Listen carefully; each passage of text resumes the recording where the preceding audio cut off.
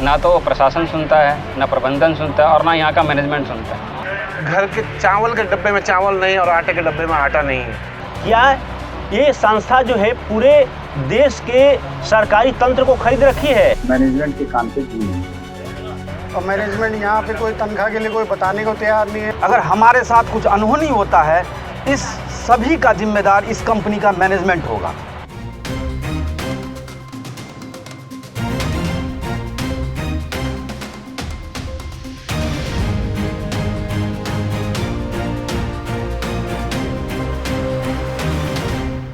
आज सहारा कैंपस नोएडा में लंबित वेतन भुगतान को लेकर शांतिपूर्ण अनिश्चितकालीन धरना का 12वां दिन है और सहारा के कर्मचारी किस मुकाम पर पहुंच गए हैं। उनका दर्द, उनकी पीड़ा कोई सुनने वाला नहीं, कोई अधिकारी अभी तक नहीं आया। आइए आपको मिलवाते हैं कुछ सहारा पीड़ित कर्मचारियों से।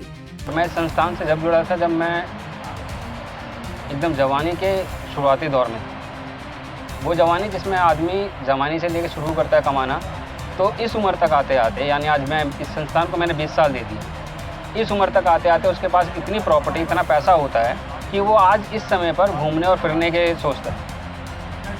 मगर आज मैं इस संस्थान को 20 साल देने के बाद केवल 20,000 की सैलरी के लिए पिछले 11 दिनों से इस धरने पे बैठा हुआ हूँ। ना तो प्रशासन सुनता है, ना प्रबंधन सुनता है और ना यहाँ का मैनेजमेंट सुनता है। अगर हम इनसे पैसे मांगने जाते हैं तो इनके पास सीधा शब्द है कि हमारे पास बंदूका है, तुम हमारा कुछ नहीं कर सकते हो। हमारे लोग जो हैं वो पॉलिटिकल इतने स्ट्रांग है कि हम किसी को भी खरीद सकते हैं। यहाँ के जो प्रबंधन के जो हमारे जो सीईओ हैं, इन्होंने वो ये भी कह दिया है कि अगर हमारे ऊपर तो इतने केस है, अगर आप 50-100 कोई और भी कर दोगे तब भी हमारा कुछ नहीं होगा। तो मेरे को तो ये समझ नहीं आता कि मैंने अपनी जवानी के इतने साल यहाँ पर देखे मैंने कितनी बड़ी मूर्खता की है। और आज मैं अपनी सैलरी 2014 से जो बकाया है वो, और अभी जो सैलरी नहीं मिल रही है वो, उसके लिए यहाँ पर 11 दिनों से धरने पे बैठा हूँ।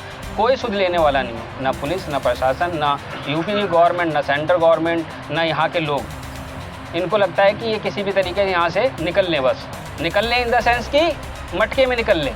यहाँ पर ये ऐसे बैठे रहें, गर्मी में सड़ते रहें, सड़ते सड़ते मर जाएँ, उसके बाद धीरे धीरे हरिद्वार पहुँच जाए मटके में।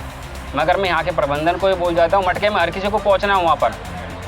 मगर मैं ईमानदार हूँ, मैं ऊपर जवाब दूंगा, अपने ऊपर शक्ल दिखाऊंगा, मगर यहाँ के लोग वो भी नहीं कर पाएंगे।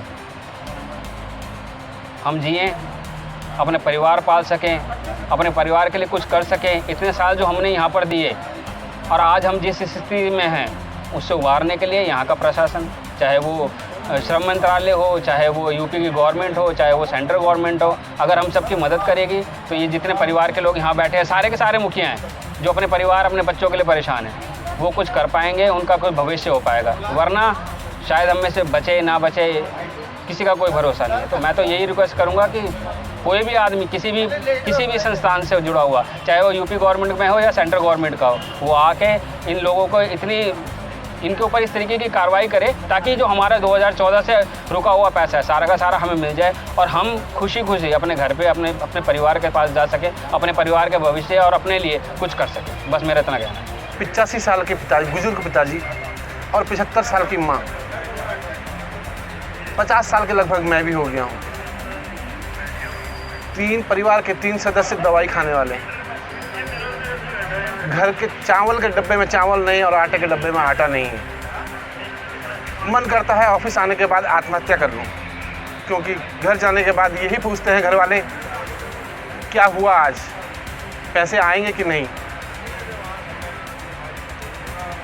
संस्था इस विषय में नहीं सोचती है कि छोटे छोटे कर्मचारी, छोटी छोटी पोस्ट पर काम करने वाले कर्मचारी, जिनके घरों में माँ बाप होंगे, भाई बहन होंगे छोटे, जिनके बच्चों की फीसें जमा नहीं हुई हैं, जो लोग पढ़ नहीं पा रहे हैं, उनका क्या होगा। माननीय योगी जी, उत्तर प्रदेश सरकार और प्रधानमंत्री जी भारत सरकार, आप लोगों से निवेदन है कि ये संस्था में काम करने वाले जितने भी कर्मचारी हैं, विगत जो है कोई 25 साल, 29 साल, 22 साल, 23 साल से यहाँ पे काम कर रहा है। 2014 के बाद यहाँ जो है सैलरी मिलनी बंद हो गई। कई महीनों की सैलरी अभी तक बकाया पड़ी हुई है। जब कभी मिलता तो टोकन मनी के रूप में मिलता, पार्ट पेमेंट जिसको कहते हैं।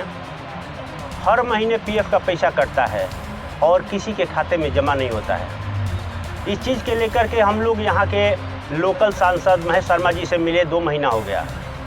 यहाँ के डीएम को, मुख्यमंत्री जी के ऑफिस में, प्रधानमंत्री जी के ऑफिस में, सब जगह लोगों ने लिख करके मेल किया। मेल के माध्यम से जो उनको माध्यम लगा उस माध्यम से सबको भेजा गया, लेकिन किसी ने सुध नहीं लिया। जिस ऑफिस में हम लोग जाते हैं वहाँ पता चलता है कि ये जो है इस संस्था के हाथों बिक चुका है। क्या ये संस्था जो है पूरे देश के सरकारी तंत्र को खरीद रखी है? क्या ये आप लोगों को पता नहीं चल पा रहा है?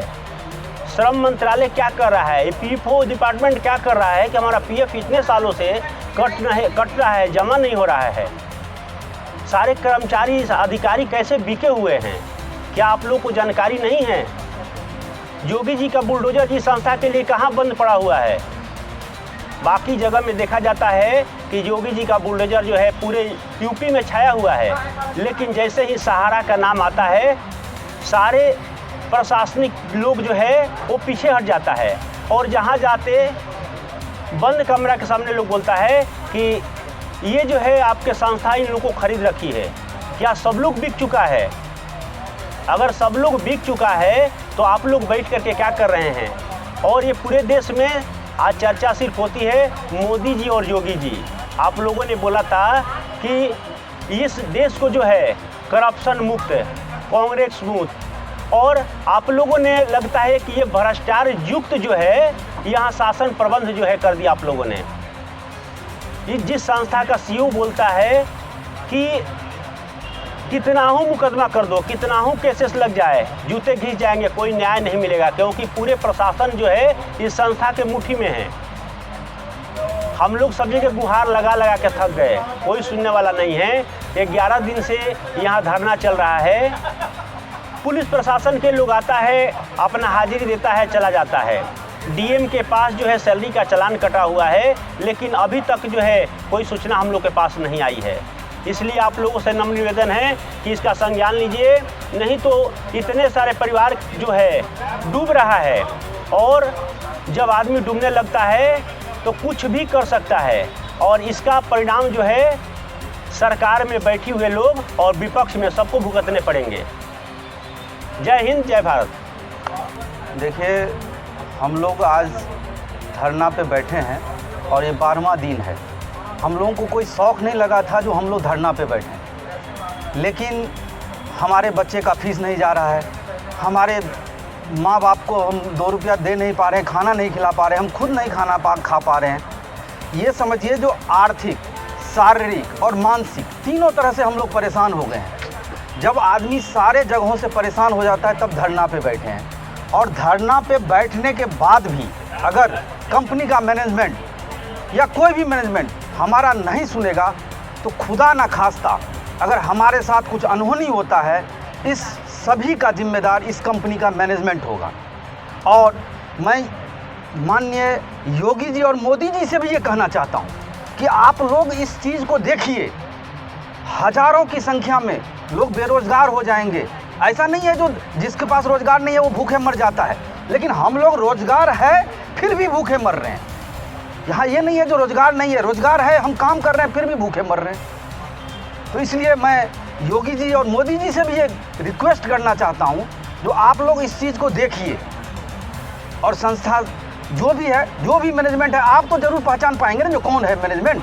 हम नहीं पहचान सकते, लेकिन आप तो पहचान सकते हैं। आप तो सरकार हैं, आपके हाथ बड़े लंबे होते हैं, कानून के हाथ बड़े लंबे होते हैं, तो आप कहीं से भी ढूंढ के प्लीज़ मेरा ये रिक्वेस्ट है, तो हम लोगों की जो भी समस्या है उस समस्या का समाधान कीजिए, बस हमें और कुछ नहीं चाहिए।